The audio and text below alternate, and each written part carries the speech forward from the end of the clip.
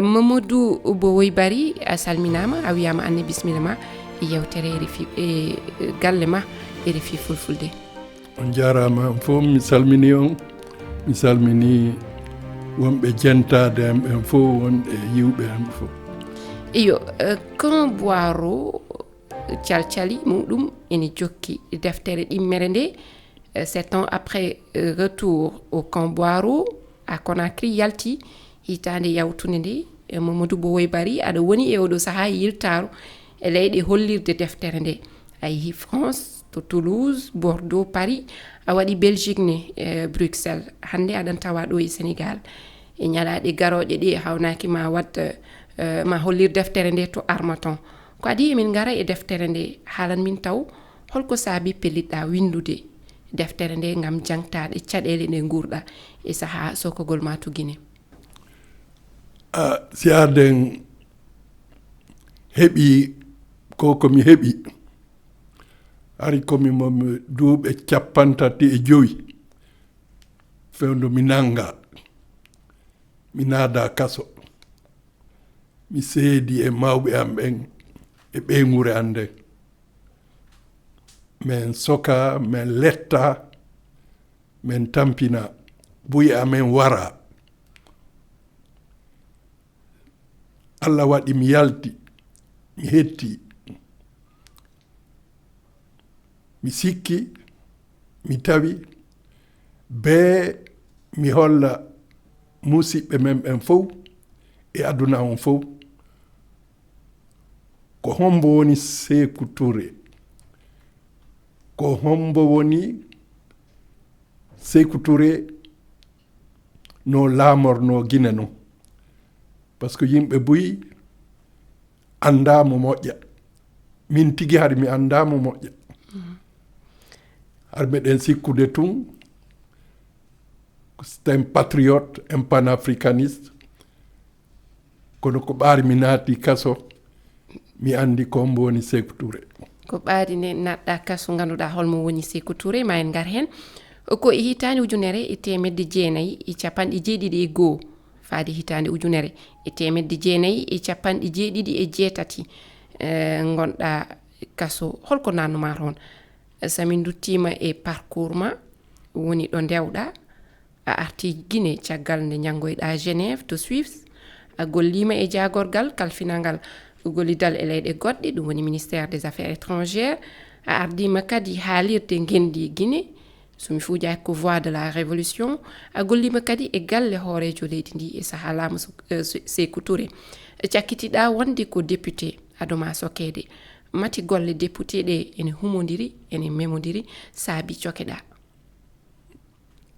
Moi-même je me le demande encore ha joni mi anda kono komi andi en 1970 portugais ɓen naati Guinée ari ɓe mari prisonnier politique prisonnier de guerre PAIGC et Amilcar Cabral no wadde guerre de libération maɓɓe on ɓe nangi soldat portugais ɓe 26 ɓen no soka Guinée donc portugais ɓen no faala hettude yimɓe maɓɓe ɓen ɓe essayi d'abord négociation fi hettugol ɓe gasali ko on tuma ɓe organisi ko ɓe innata Mar Verde l'opération Mer Verte le 22 novembre 1970 ɓe ari Guinée kono meɗen andi Sékou Touré hari no andi fof kono kanko hari mo faala yo ɗum waɗu fi yo profitu o nanga yimɓe ɓe faala no nangude o inna ɓen ɗon koɓe complice portugais ɓen ko ɓen ɓe innata 5e colonne donc menen fof men nanga men inna woko menen e portugais ɓen falno ko kiram waɗi ɗum ko kiram waɗi ɗum amma ko kiram c'est de la jalousie ou bien on mijoto non c'est le phénomène du pouvoir Il est au pouvoir, il veut rester au pouvoir. Pulaar, par tous les moyens. Pulaar. Oui. Imo laami o faala ka accutude laamu ngu. Moƴƴi boni kanko imo faala wonde e ka laamu. Woni noon duuɓi 27 ka laamu. Ko hitande be on ay complot no waɗi, janfa no waɗi. O nanga yimɓe, soka ɓe, hulɓina yimɓe ɓen. Adda terreur e nder leydi ndi, hara fof no huuɗi, goto susta immade. Donc ko ni o laamiri leydi ndi. Ma en ngar hen. Nder duuɓi 26. Duuɓi 26. Defte ɗe mbinduɗa ɗe mbaɗɗa ɗi ko calcale kono fof guindirɗa ɗum ko Kan Boiro. A sokama duuɓi 7 lebbi 6. Duuɓi 7 ɗi a waɗani ɗi Kan Boiro, mbaɗɗa ɗi ko Kan Keme Burema Kaso Kindia. Lebbi 6 tan mbaɗɗa Kan Boiro. Hatta calcale ɗi fof guinnirɗa ɗum ko Kan Boiro. Mari ɗum hollirta ɗum firti ko nguurɗa Kan Boiro ɓuri sattude ko nguurɗa e Kan Keme Burema, Kan Kindia et Kan Keme Burema, Kan Boiro ko gotu. Le Kan Boiro a été décentralisé à Kindia. Har yimɓe ɓen fof wawata heƴude Kan Boiro Conakry. Donc ɓe créé un autre Kan Boiro, Kan Boiro Kindia. Kindia ko 135 km de Conakry. Wadde ko waɗanno Kan Boiro to ene waɗanno même système. Même système. Les salles de torture, la cabine technique. Ɗum fof ene waɗno e lebbi duuɓi 6 ɗi on guuri ɗum toon Keme Burema o hay Kaso Kindia to on guuri ɗon lebte toon. Duuɓi 7 ino livre on. 7 ans sous le mont Ganga. Duuɓi 7 ley fello Ganga. Mont Ganga ko fello Ganga. Fello no hoore Kindia no Kindia ko Gangan innete. Donc ɗum meniri livre on 7 ans sous le mont Ganga. Duuɓi 7 ley fello Ganga. Ley fello Ganga. Ma en duuɓi 7 men woni ɗon. So a yahi Kindia, Kan Keme Burema ko Kan militaire on. Hari o yattuma fewndu français ɓen ko Kan Archinar wiyete. Ɓaari indépendance on heɓama ɓeynimo Kan Keme Burema. Keme Burema ko miñirawo Almami Samori Touré. O on innira Keme Burema. C'était un héros, il a lutté contre la colonisation. Yo. Donc, et puis, mais waɗi noon ɗon duuɓi 7 on tuma men natta Conakry. Kan Boiro ko ɗum mi inni deuxième livre on retour au Kan Boiro. Yiltitagol Kan Boiro Conakry. Ɓaari men waɗi duuɓi 7 Kindia. Hari on tuma ko men 15 lutti. 15. 15 rescapés. Onon tan keddi. Ɓurɓe ɓen maayi. Ɗon kewno warama. Woɓɓe maayiri de mort naturelle. Ɗon kewno toon wadde. Ɓe centaine temeɗɗe. Mi wata limude. Hewti. Kan Boiro kam haymo anda nani inde nde, haymo wona ɓi Guinée nani lepte torraji bonandaji baɗannoɗi toon. E wi fedde Amnesty ɓuri yimɓe 50 mayɓe toon to Kan Boiro. Mati aɗa wawi artande en seeɗa e ko nguurɗa toon, ko ɓurɗa teskade, ko ɓurɗa nangude, e ko ganduɗa a yejjitta ɗum an. Mati a leptama? C'était le 13 juin 1970. Sappo e tati lewru juin 1971. 1971, je m'excuse. Oui. Dañande ari mi yahi yewdugol e Sékou Touré. Mi tawi salon ka wonno ɗo yimɓe ɓen no heewi. Alors min mi accu ha yimɓe ɓen ɗuyto si mi yiida. Parce que gari komi woni directeur du bureau de presse makko. Komi wonno kadi directeur de la chaîne internationale de la radio, La Voix de la Révolution. O nomnolan kadi député. Et j'étais professeur aussi à l'Institut Polytechnique de Conakry. Donc, mi piji go ko welalla do falamo Hollande. Kono, bar yimɓe ɓen ala yaltude kanko yiilan o traversisal o fop o ari salmingolla o nimi bari est-ce que tu crois en Dieu? Mi jabaki parce que o landila o simi ɗo hooli Allah ko wowi simi yeedi e Sékou Touré wona fi Allah me wolata ko fi golle donc ɗum ha wi andi kelan ɗum mi jabaki o filliti o ni est-ce que tu crois en Dieu? Minimo wi je crois en Dieu, minimo wi miɗo hooli Allah ko goto ɗum o seeri mi jungo ngol longtemps o yiltiti o yahi ka bureau makko oui on jemma ɗon mi nanga dans la nuit du 13 au 14 juin 1971 ko on jemma ɗon mi nanga an ɗum ha joni saɗa siftoro ɗum saɗa manito ɗum awata yejjitude ɓe naɓi mi noon Kamboiro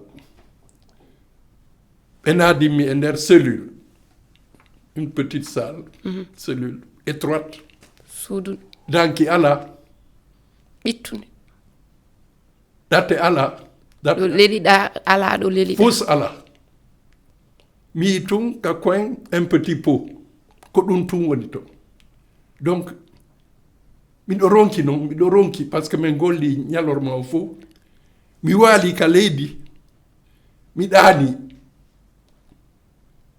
ɗaani a sikkay boobo mi ɗaani et puis mi hoyɗi goɗɗo no jokkilan ka burure mi anditi on tigi ko gorejo am min waɗidi l'école mi wiye Mamadi Keita imo jokkimi tuma mi yilti wo jiyama mi yiyamo mi yahi noon ha mi hewti yeeso maayo un grand fleuve min mi wawata taccude mi wawata najude a wawa lumbude maayo ngo ɗum ko koyɗol ka koyɗol tun mi yi debbo no ara no yalta ka ndiyam wona debbo wona aaden wona kulle kono mo mari sukkundu buyi yalti ka ley ndiyam ari innimi wo koyemi ɗumanno ka ɓaawo makko mate o nawma o walluma wallimi o feƴƴinimmi ari mi hewti telen to mi ndaari mi yaali han kadi wonnolan jokkude o ko on tuma garde jo on udditi baafal cellula on o inni vidange holko firti vidange c'est-à-dire ko ya ƴettu po won kun ɗon kun on po ɗon si ɓe fermi jemma ɓe udditata cellule on ha weeta siɗa faala si on tigi no faala coofude coofa ɗon sino faala wadde goɗɗum goo ko ɗon o waɗata bimbi noon 4 heures du matin ɓe uddita cellule ji ɗin ɓenna yo ya waɗon vidange on nokkure no ɗon ko toon hibbo ton ɗuma on looton po on gartiron ɓe artira on ka cellule ɓe soka on kadi ɗum ko 4 heures du matin yamɗe nayyi voilà ko on tuma eni vidange c'est le premier mot donc ɗon ko ɗon Allah hollinmi ko hombo woni fii nangugollal hollinmi on tigi et puis Allah kadi hollinmi que je serai sauvé mi hisoyay kono c'est un miracle c'est-à-dire on debbo arɗo andamo ko kawis Allah ɗumanni walli ma en garen tigi on sur le champ mi andali mi woni mi wattanali yiɗi ko après plusieurs années mi pamoyɗa ngol konngol yawti ngol koygol en daror ha joni ɗon ɗo kaso Boiro holko guurɗa ɗon ko ganduɗa ene ɓuri muusdema. Il y a beaucoup de choses. Ouais. C'est-à-dire ko woni ka hoore amen komin yii komin nani no hulɓini wonde a wawata fillade sa fillike yimɓen sikkay a fenay woni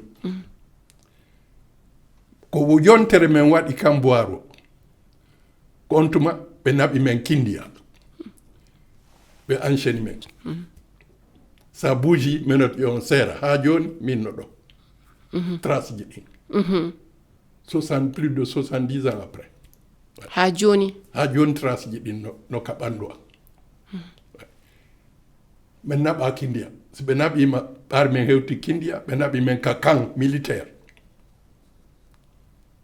on vous met à la diète mi yi mbinduɗa diète noir min mi famani holko ñamata a yarata ɓe soke ɓe cokere dans une cellule e suudu ko ɗon men soka donc on ko ɗum ɗon waɗata 3 jours ma 5 jours mbaɗa ɗon balɗe 3 balɗe 5 a ñamali a yarali on tuma noon ɓe naɓe ɓe nayi ɓe interroge dema eɓe namdoma ɓe landoma ɓeyna ko a comploteur ko an e portugais ɓen a falano warde Sékou Touré ɓe inventa piiji hoorema ɓe inna sa jaɓali ko ɓe woli kon a ñamata a yarata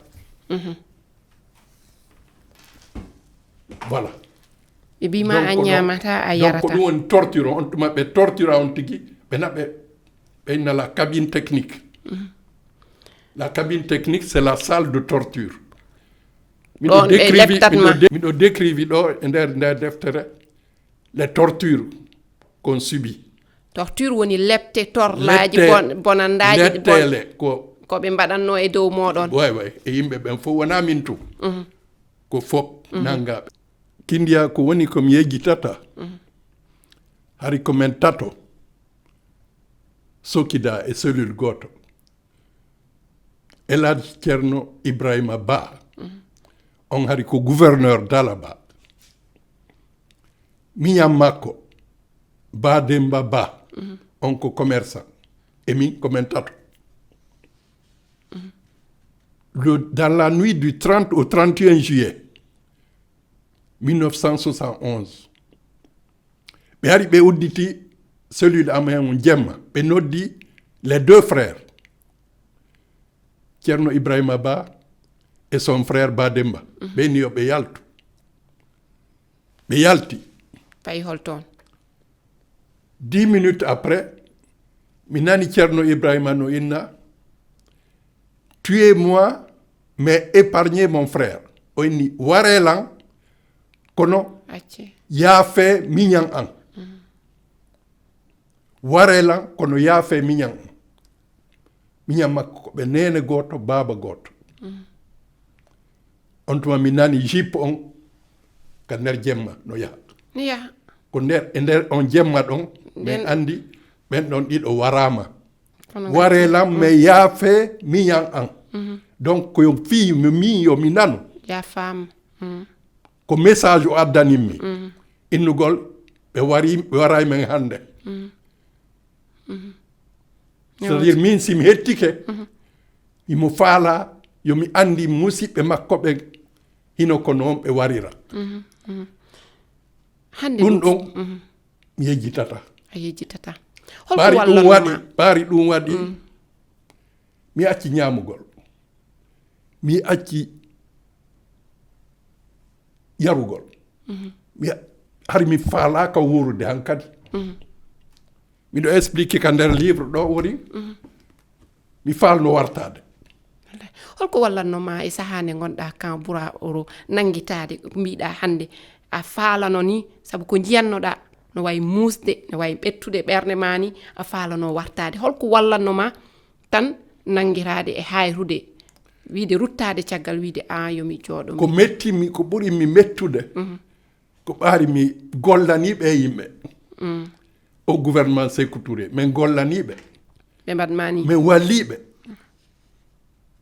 joni noon Allah no holludelan hino yimɓe ɓe gollu ɓe gollantaɓe naar no ɓe wayi e deftere ma nde wona tarik ma tan jangtotoɗa aɗa haala kadi tarik woɗɓe ɓe gondunoɗa kan boiro ɓe daɗi e bone wargo wona e maɓɓe a haali haala jet noir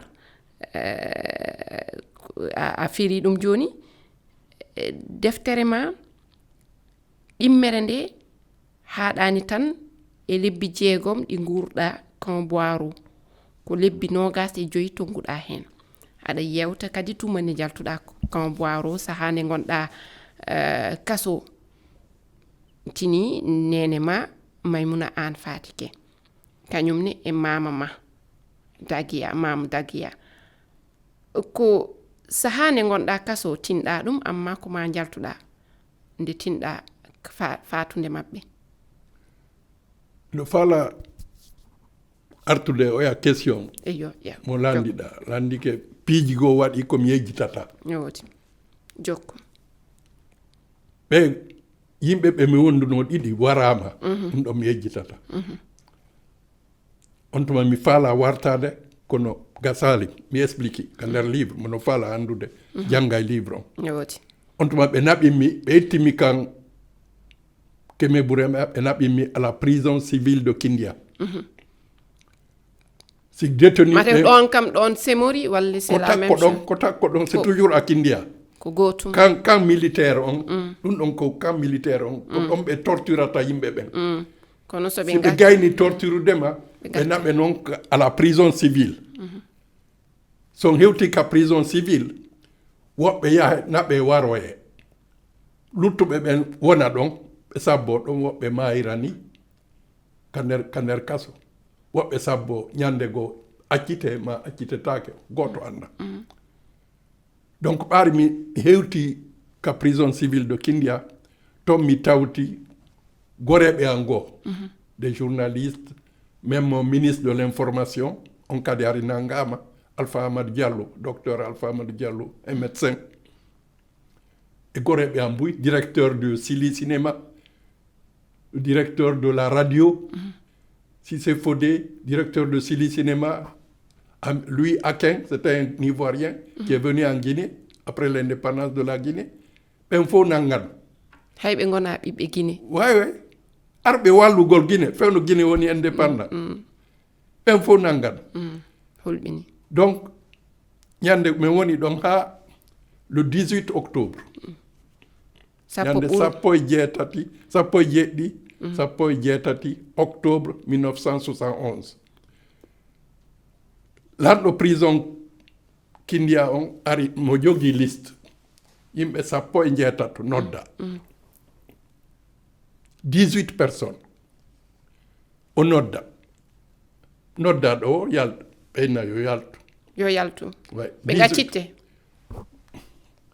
ɓeyna yo yaltu ka salle meɗen ka nder salle meɗen soka o udditi salle amen on ça s'appelle TF travaux forcés une cour ko ɗon ɓe wonata ɓe yimɓe 17 warano nde ñande dans la nuit du 18 octobre 1971 18 octobre 1971 ñande sappo e jeetati sappo ɓoro hitande ujunere ɗum ko sappo e jeetato on tuma ɓaari min yewtidi e yimɓe goreɓe amen ɓe wonɓe Conakry wonɓe Kankan ɓen ɗon kadi inni à la même date woɗɓe mbara yimɓe goo warano Conakry wara Kindia wana Conakry et Kankan le tout ça faisait 80 personnes yimɓe capanɗe jeetato wara dans la nuit du 18 octobre 1971 à Kindia, à Conakry et à Kankan. Miɗo explique. Holko waɗi on ñalawma goto ɓen limo yimɓe ɓe. Mais c'est le gouvernement. On jemma ɗon kadi mi wata yejjitude. Newoti. Ñande mi nanga mi yejjitata. Ñande ɓe goreɓe an wara mi yejjitata. Ñande ɓe yimɓe 17 yaltina meɗen wondi ñande wo ɓe yaltina ɓe wara mi wejjitata miɗo andi liste maɓɓe on fof miɗo jonni inɗe maɓɓe ɗen ka nder livre aɗa yewta kadi tuma nde jaltuɗa kan boiro saha nde gonɗa kaso nene ma Maimouna Anne Fatike kañum e mamma ko saha nde gonɗa toon tinɗa ɗum ko amma nde jaltuɗa kaso tinɗa fatune maɓɓe? ɓaari yumma maayi en 1975 har miɗo ka kaso. Koto an Oumar Bari hari ben a maayino depuis 1964. O wakkili o yiidi e goɗɗo fii yomi andu onni wata andi si sugu ɗum waɗi piigo jokka on tigi fani a andaali donc ɓe andinimi nder kaso ɗum ari goɗɗo no soka avec les gardes des droits communs musidɗo ɓe kon windanimi buganimla mi andi. Alors Patian yano sori jiwo makko Maymuna An kanko ko bowo e wonno mata An ɓeynamo Mata An Fatoumata An on ɗon fayda ko quelques mois seeɗa ni min yiitida ko kanko noon ne immi ko Patian min ko Patian ne immi par ce que yumma an ko gooto o jiwo tun o heɓi donc yumma an heɓi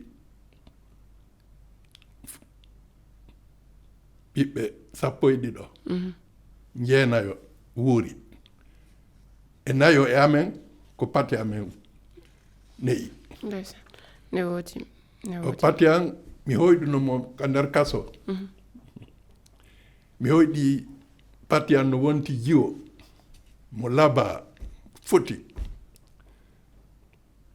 mi wolani ɗum mawɗo meɗen wonduno ka kaso min ni mi yi Pati an sikka on dirait qu'elle avait 30 ans wonti 33 ans bon foti mo laba on mawɗo innimi ni Petit Bari ni Patima naati aljanna alhanne ndeysan ko ɓaari mi yalti mi andi nden ganduɗa way jang Allah hollilan Pati an naati aljanna. Nde jaltuɗa holko ngadiɗa waddi? Sa yalti kaso yimɓe ɓen ara e salmingol o ara ɓe welti yimɓe buyare no welti et puis koto an minjiraɓe am ɓen ɗowtanmi ka baaru ka maayo coñci ko wattiɗa kon e nder duuɓi jeeɗɗi koya bugo ɗi wo ko kata on har min mi faalaka bugade par ce que ko toni goto mi watti duuɓi jeeɗiɗi e feccere koya wuppu acca ha yoora si wattoɗa goɗɗum ngo donc après ça koya ya yiida e Sékou Touré famille on koyo ɗowte inna o jarama wadde nde jaltuɗa a yeehi voilà, e makko voilà donc famille an on ɗowtimmi jaramo e ko yaltinma kaso voilà c'est ça donc komin yaadu min yiide e Sékou Touré min e koto an miɗo explique fof ka nder livre min yiidi min naalimo jarama mi salmimo tum kono wawali yaltude ka hunduko am mi salmimo tum min daarimi longtemps o feƴƴi o salmini koto an o salmini fiancé an on Adama Doucouré ari no ɗowti men o salmini yumma amen yummirawo amen la première épouse du papa qui était là on tuma koto inni min waynike on tuma o inni chauffeur makko on yo dépose yumma amen o noddi chauffeur makko on yo dépose yumma amen ka suudu ko on tuma noon ɗum kala yaltuɗo kaso waɗay ɗum yahay ka Sékou Touré jarnama woɓɓe hara falaka kono famille on força ɓe a heddaki anne jaltuɗa a heddaki guine ka jaltuɗo kaso jaaɗa caggal leydi a gollima e calcali kewɗi ko wayno fedde mawde adunaru ONU kame dental leyɗe Europe hande non sa yalti Guinée c'est pas facile sa yalti kaso si on tuma siɗa faala yaltude Guinée be heɓa autorisation Sékou Touré o kanko hokkuma autorisation kanko doit jonnude autorisation de sortie aucun citoyen guinéen ne peut sortir de la Guinée sans l'autorisation du président Sékou Touré hay sa sokama ha a yaltini a jeeya wona hoorema sokkaɗo on tun wona sokkaɗo on tun fonctionnaire guinéen eyo fami wonɗo o a wawata yaltude Guinée sina autorisation de sortie sina ɗum ko ya suuɗo yalta buy suuɗoto no yalta woɓɓe ware ka frontière yimɓe yara Côte d'Ivoire yara Sénégal yara Gambie yara Guinée Bissau partout mate hande ɗum ko waɗi duuɓi gila 1971 1978 caggal mum kaso o ne jokki kan boiro ne jokki ha e mayde Sékou Touré mate hande ne waɗi fedde darinde ngam momtude toñange waɗanode e oɗon saha ɓarmi yalti kaso kotirawa ngo Alpha Madouri un lieutenant o nimi Petit Barry a yalti kaso kono kaso ma on lannaali par ce que Guinée tigi ko kaso o ni be wakkiloɗa yalta e ndi leydi siɗa faala tu es encore jeune j'avais 35 ans ari komin duuɓi sappo e capantati e joyi fewndo mi nanga ɓar mi accitama har mi heeɓi 42 ans 42 43 ans oni wakkilo yalta kontuma ɓeygu am wallimi kanko yahi Hongrie Adama Doucouré o heɓanimi toon une bourse sanitaire du gouvernement hongrois aɗa safroyo toon voilà donc mi yiide e Sékou Touré mi innimo mi sella be acca mi yalta mi yaha mi soignoyo ino ɓeygu a neldilan bourse sanitaire c'est-à-dire si mi yalti gouvernement hongrois on va s'occuper de moi mi faami donc miɗo explique ka nder livre les démarches hakkude makko e ministre de la santé wiyeteɗo Sayfoulaye Diallo ha on tuma mi yalti min mbi on tan hande koɗo men wonno Mamadou Bowoy Barry ɓurno annirede inde Petit Barry wari noon hollude en defte makko ɗe o windi e kan Boiro ɗum noon o jangtima hen gurdam makko toon to kan Boiro o jarama o yettama on jettama on noon min totti on aadi alet paaɗo e yewtere wonde tedduɓe on jarama